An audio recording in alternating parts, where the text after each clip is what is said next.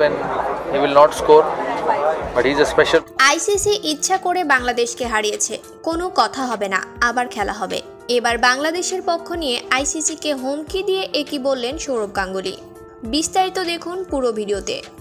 দর্শক, বাংলাদেশের 4 রানের হার আর দক্ষিণ আফ্রিকার সুপার 8 নিশ্চিতের দিনে সব আলো যেন কেড়ে নিয়েছেন দুই আম্পায়ার স্যাম গোনাক্সি এবং রিচার্ড ইলিংওর্থ।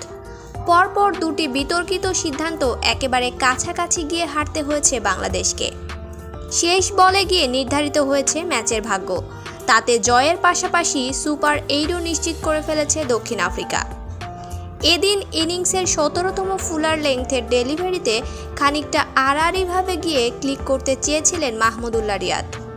ব্যাটে বলে না হওয়ায় লেগ বিফোর উইকেটের জন্য আবেদন করেছিল দক্ষিণ আফ্রিকা। পরে দেখা যায় এই আউটটি হয়নি, যার কারণে ম্যাচ হেরেছে বাংলাদেশ। এদিকে সম্প্রতি একটি গণমাধ্যমকে দেওয়া সাক্ষাৎকারে সৌরভ গাঙ্গুলী বলেন, মাহমুদুল্লাহকে ভুলভাবে লেগ বিফোর উইকেট আউট দেওয়া হয়েছে। লেগ বাই হয়ে বলটা 4 হয়েছিল। ডিআরএস এর সিদ্ধান্ত বদলে গেছে, যেটা আমি মানতে পারছি না কোনোভাবেই।